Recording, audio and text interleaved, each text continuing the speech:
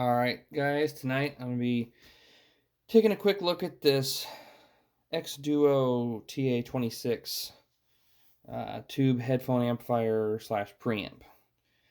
Just starting it out in the dark so you can see the beloved warm glow of the tubes. Except for, don't know why they used a searing blue LED on the front that bleeds through to the back. Kind of ruins it for me. Should have went with white or orange, or anything but blue or green. Anyway, let's turn the light on here so actually see what we're doing. This was sent over to me from Apos. Like most things, I don't review a whole lot of stuff anymore just because, as I always say, I'm busy, and I got a lot of other stuff going on, and my channel's kind of on one of my mini back burners right now. So, but it was sent over by Apos, and I appreciate that, and I keep accepting stuff from them because why not? They're nice. I like their website. Don't have anything bad to say about them, and I don't mind doing reviews for products they send me. I do have to mention, if you haven't been over to their website, I don't have to. I'm choosing to. Free shipping, price match guarantee, Apos 2-year warranty of their own, not a manufacturer warranty. It's their warranty, and they have a 45-day return policy. So you want to try something, you don't like it, try it for 30 days, send it back. They also have a live chat, so if you have any questions about pairing different types of gear, or just what you're going to be using the gear for, whatever, any questions about the gear and stuff they sell, they get on the live chat and bug them. They love to talk about that kind of stuff. I'm sure they'd be glad to help you out. So that's why I kind of do these for them, is just because they have a good setup, they have a good site. They seem to actually care about audio people. So yeah. Now let's get into this TA-26. I have not had much experience, we'll say, with tube stuff. Never really been that drawn to it. I like the look of it. I like the vintage thing, and everything everybody else loves about it. But I've not really been a big fan of the sound signature of tubes. I like, maybe it's because I'm German, but I like the just absolute perfect, articulate, detailed, perfect reproduction of the original sound, or whatever. Where tubes kind of do their own thing, a very subjective sound, a very warm, milky, smooth, the stuff that everybody likes tubes for. And it is pleasant. I feel like I should own sub-tube gear, so when I'm in a tube mood, I guess. With this, and like I said, I don't have a lot of tube experience to compare this to. Mostly just I don't very little experience listening to some old vintage tube amplifiers and a few modern tube preamplifiers. And this, I'm not getting. I just want to start right off the bat. We'll look at the chassis or whatever in a minute. Right off the bat, I'm not getting much of a tube vibe from it.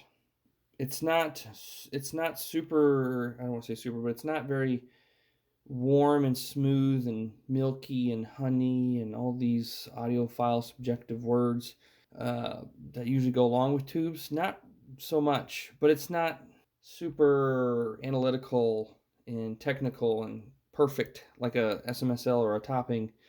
It's somewhere in the middle. I've had vintage solid state stereos that have a warmer, smoother sound than this thing, so I'm not sure where they were trying to land this thing. In some of the marketing they have for it, say here with the tubes, it says the preamp tube is a 6N8P, which means really nothing to me. I'm not down with all the tube lingo. But it's probably a generic tube. A lot of them use them, I guess. That's usually how they start you out with these, and then you can tube roll into other things. But it says the 6N8P is used for the preamp for making a voice sweet and exquisite. I would disagree with that, at least for me. I mostly listened with my KPH30s, which are EQ corrected or whatever. And then I have my Idiomatic ER2 SEs. And then somewhere around here I have some AKG K371s. And I didn't really get a smooth or a sweet, exquisite voice. I would say it was kind of nothing special about it, I guess.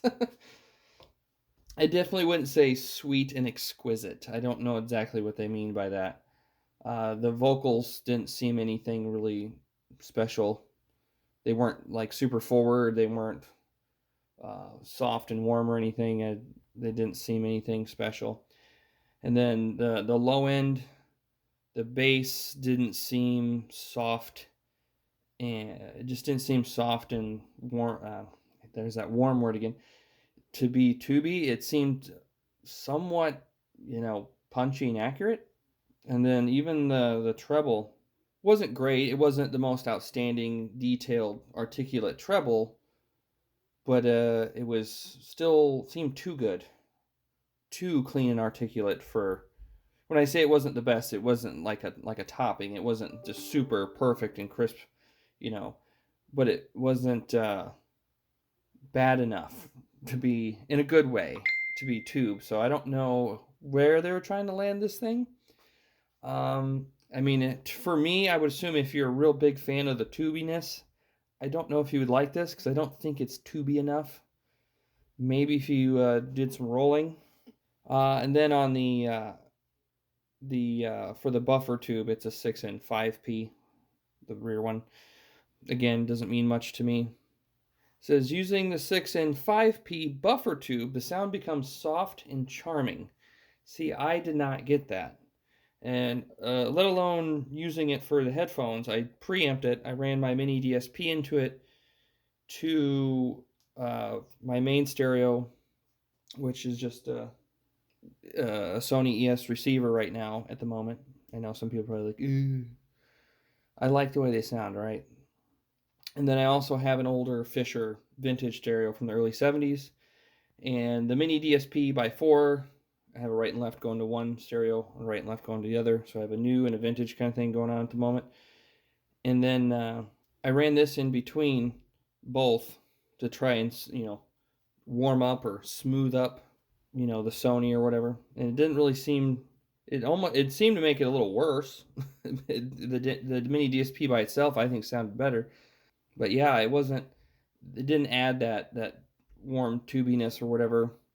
And then when I ran it through, switched over and preamped it into the vintage Fisher, then it sounded warm and smooth, but that's just because it's an old receiver. It's a solid state receiver, but it still sounded more warm and smooth than this thing. So I don't, I guess it just didn't do it for me. And that sort of situation too didn't really make sense to use as a preamplifier because it doesn't have a remote. And, most people aren't going to get up to change the volume. In a desk situation, fine, which I think this is more of a desk situation anyway. But I just did it with that Sony ES receiver and then the vintage Fisher because them two have a night and day sound signature where the Fisher is noticeably a warmer vintage sound, even though it's a solid state stereo. And I thought adding this to the Sony would help kind of take it in the direction of that vintage stereo, warm it, smooth it, blah, blah, blah. And it really didn't. And I tried it with my bookshelf speakers that I built years ago that I know very well. And then I also tried it with the Altec Lansing 846B Valencias that I just restored. And those respond very well to warm sources. And even with those, it didn't seem pleasing. So for me, I guess I'm not saying it's bad because this is just my subjective opinion of how this thing sounds. But for me, if I was buying something to add that tubiness to, my, for headphone listening or preamping, I don't think I would go with this. I'm not sure. Maybe they weren't going for a super warm tuby sound. Maybe they wanted to clean up, have a very clean tube amplifier. I don't know. But anyway, yep, audiophile grade resistances and resistors. You mean the typo on here? And capacitors, gold-plated RCA ports, which is great. The gold plating is not going to make it sound any better, but it is great for resisting corrosion. Yeah, the power output is 500 milliwatts at a 600 to 300 ohm load, rated for 60 to 600 ohm headphones. I will say it had plenty of power. Everything I hooked to it, granted, everything I use is not very high load. But yeah, it had plenty of power. I would assume even with higher ohms, 300 or 600 ohm headphones, it would probably still have enough power for most people. The signal to noise ratios, pretty impressive, high 110 dB. And then the THD plus N, or your total harmonic distortion plus noise, is less than 0.1% at 1 kilohertz, which was quite good. It seems like they were mentioning up here. I'm just reading xDuoo's own literature. It says most modern solid-state amplifiers reduce distortion beyond threshold of human hearing. Tube amps, on the other hand, add distortion. So why would anyone want one? And obviously, it's because the type of distortion it gives it that sound. But it's supposedly it's supposed to have distortion, but then the THD plus noise rating is less than 0.1%. That's pretty low. That's actually really good. I mean, yeah, there's amplifiers now that have, point, 0.0000001 or whatever, but less than 0.1% is pretty darn good. Maybe that's why it doesn't sound that tuby. Maybe they took too much of the distortion out. I don't know. Maybe those things don't actually correlate, but it seems like to me, if it's supposed to have some distortion and everything, the THD plus N would be more around like maybe 1%, not 0.1%.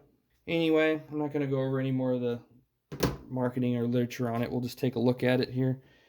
I will say, it is built like a tank. Very well built. All aluminum housing, nice venting, nice chrome railings here on each side of the tubes. Might help protect them, probably not. Front face plate is a nice, real thick, solid piece of aluminum that's been milled out. 1/4-inch headphone jack, really nice, good old-fashioned metal on-off. Power button, again, don't like that blue LED xDuoo. It kind of actually kills the vintage mood with this. Like, everybody loves the warm glow of the tubes, whatever, the natural, they're typically orange, but you get rid of this blue light and it's better. If anything, they should have just made that white. That would have been easy. White would have been fine. Blue, no. Kind of, if in the dark, it's confused between a modern piece of equipment and vintage. For me, anyway. The red knob, I do like. It's kind of their thing. I get it. So, nice rubber feet on the bottom. Nice venting on the bottom. It does get a bit warm. Nothing concerning, though. Yeah, very well made. And then a little bit of venting on this. I'm assuming this is the power transformer under here or something. Again, I'm not super familiar with tube amplifiers. It didn't even say anywhere. I didn't know if this was like a Class A or Class AB sort of setup amplification. I'm assuming Class A. I don't. And then on the back, I'm just going to go ahead and shut it off. You just get your AC power inlet and then a set of RCA auxiliary in and out. So you can go in for your headphones and you go back out. Honestly, I don't remember. I think I checked it. I don't remember if you're preamping something with this and then you plug headphones in, if it shuts off, whatever is going out the back, or if you can have both at the same time. I honestly don't remember. Sorry. I don't know if that's something someone will be doing often, where you would want both at the same time. I think what it did is if you plug in headphones, it switches to the headphones. It doesn't do both at the same time. I might be wrong, though. I don't remember for 100%. I've had it for about 2 months. I've gotten to use it off and on when I have time.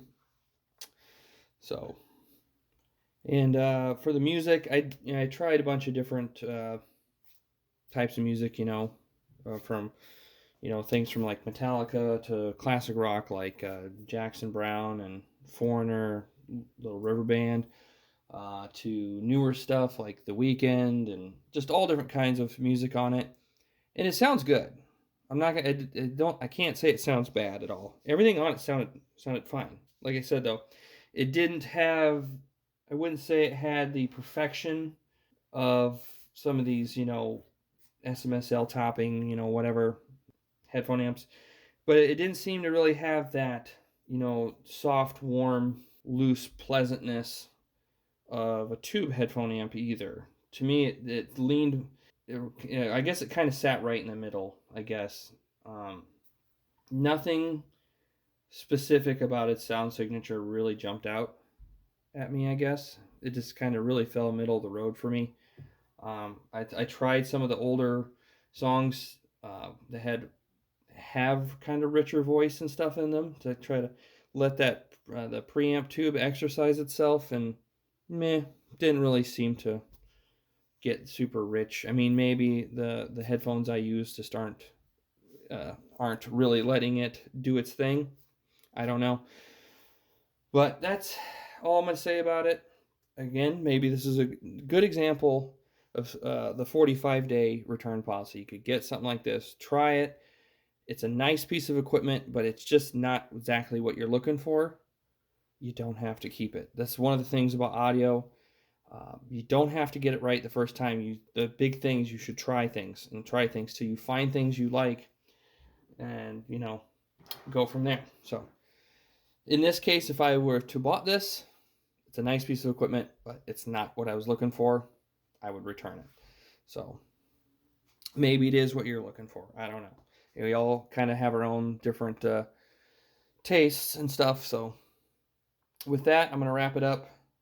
And have a good night, guys. And hopefully a Merry Christmas. I don't know if I'll be getting another video out before Christmas. Or Happy Holidays.